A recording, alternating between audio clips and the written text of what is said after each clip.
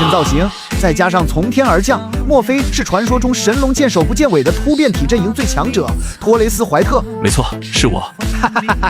能在这里见到你，真的太好了。我们正好找你有事。好，找我何事？事情是这样的，阿爸。什么？新大陆烽火戎都的土著轩辕重工要入侵我们的地盘，暗中还有一个神秘人对我们虎视眈眈。没错。无稽之谈，你假酒喝多了吧？我没有骗你，我说的这一切都是真的。就算是真的又怎么样？这与我何干？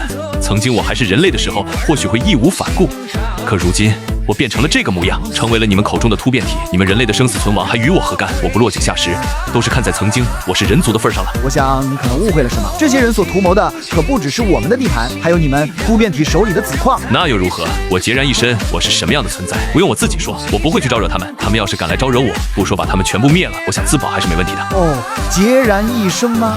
那狂火围猎你也不管吗？你什么意思？我什么意思？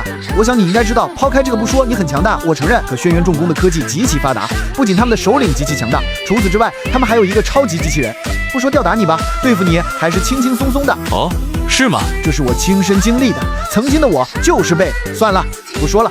总之而言，此次的危机你绝对不可能置身事外。哼，等真到那一步再说吧。好了，恕不奉陪，怀特去也。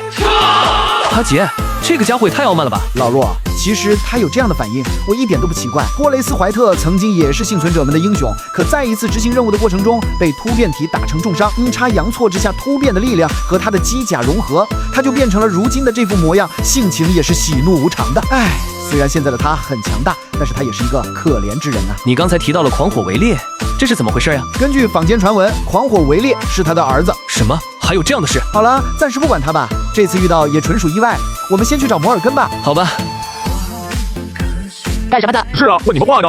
我们是铁爪帮的，来找你们摩尔根首领。怎么，你们该不会也要阻拦我们吧？哦，原来是铁爪帮的2位首领啊！威尔上校已经打过招呼了，2位里面请。